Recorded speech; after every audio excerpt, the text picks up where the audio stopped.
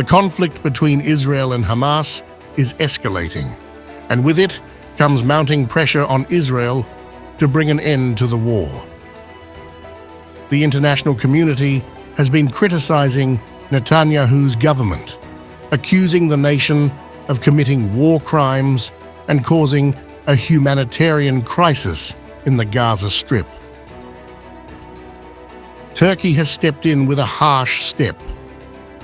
Erdogan has imposed a trade ban on Israel, citing inhumane and gruesome situations on the Palestinians who are stuck in the crossfire between Israel and Hamas. There is nothing acceptable about the developments between Israel and Palestine.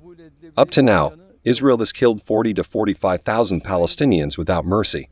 And as a Muslim, it is unthinkable for us to stand by and watch this happen. Whatever steps needed to be taken, we took them. Erdogan criticized the West for their incapabilities to facilitate a ceasefire despite of close ties with Israel. He took a stand in solidarity with the Palestinian people. The whole of the West works for Israel. They all work for Israel, in particular the United States. Even by mobilizing all these resources, unfortunately the poor, impoverished, destitute people of Palestine were condemned to death in the face of these Israeli bombs.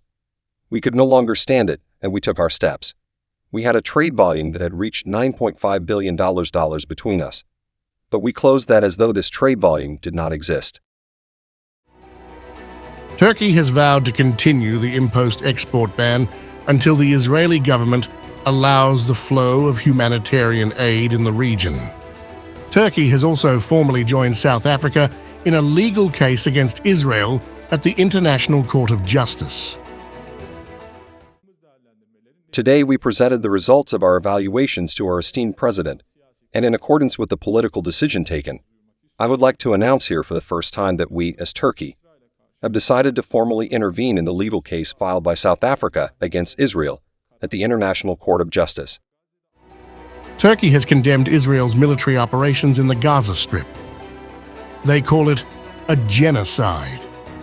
Turkey stands in solidarity with Hamas and addresses them as a group fighting for the liberation of their land and people.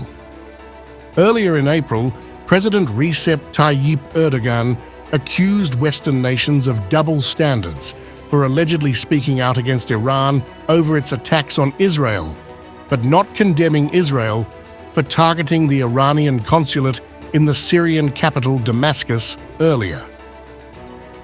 Erdogan said those who had remained silent toward Israel's aggressive attitude immediately raced to condemn Iran's response.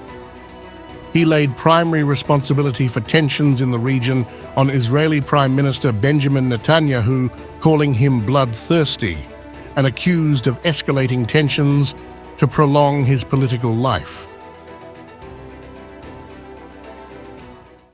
Israel's targeting of the Iranian mission in Damascus in violation of international laws and the Vienna Convention was the last drop. Apart from a few countries, no one reacted to Israel's aggressive attitude that trampled on international practices. Those who remained silent toward Israel's aggressive attitude immediately raced to condemn Iran's response.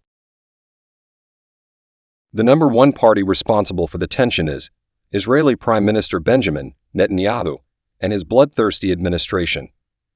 We believe that any statement that does not recognize this truth will be of no use to efforts to reduce the tension.